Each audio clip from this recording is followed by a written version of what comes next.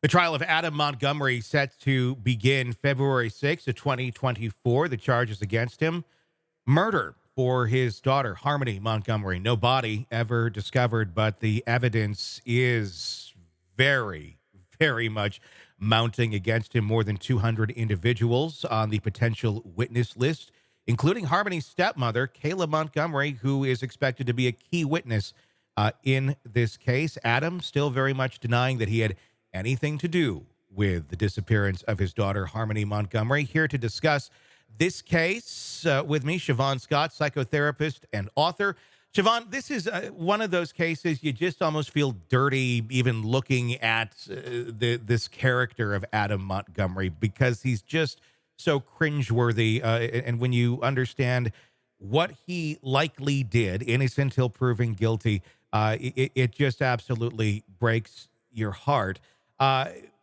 When we dive into something like this, and someone that is so dug in still to this day, almost seemingly to believe the story, what are we looking at here in terms of the psychology of a person like Adam Montgomery?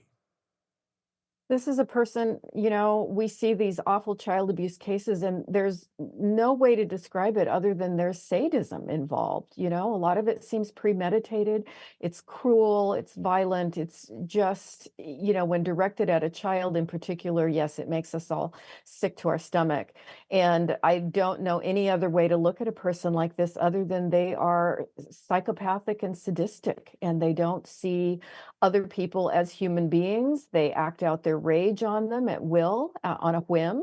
And it's just, impossible to imagine how any normal person could hurt a child in this way. Let's talk about him and his ex, Kayla Montgomery, who was Harmony's stepmother. She's serving her own sentence right now. She also had testified at one point that she helped dispose of the body. There's no body to be found at this point, but she says that she also witnessed him abusing and beating Harmony Montgomery. But she is expected to testify against Adam in this case. Are we talking about two very different type of individuals psychologically at this point, as far as one understanding the depths of what they did versus someone who is not, or just really trying to get away with it as much as possible? Yeah, in a case like this where you have the perpetrator being, the male partner of the mother, a stepfather, it's very common that you have a very passive mother who feels so disempowered, so beaten down that she just is absent in the caregiving role, and she, gives her power away to him. Typically not a sadistic psychopathic person, but somebody who is more, we can say to some degree victimized by that man also.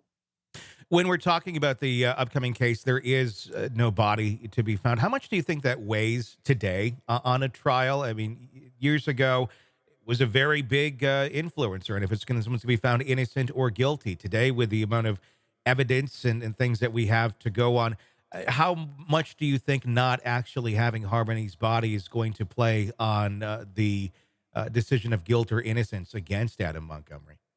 Yeah, I don't think it's going to matter in this case. I mean, there is no doubt that Harmony is dead. There's nowhere else Hmm. Harmony can be. And we always prefer to have the body but for closure for the rest of the family for no other reason. It's awful to think that, the body is out there and the loved ones will never know where. But I think in this case, it's not going to make any difference.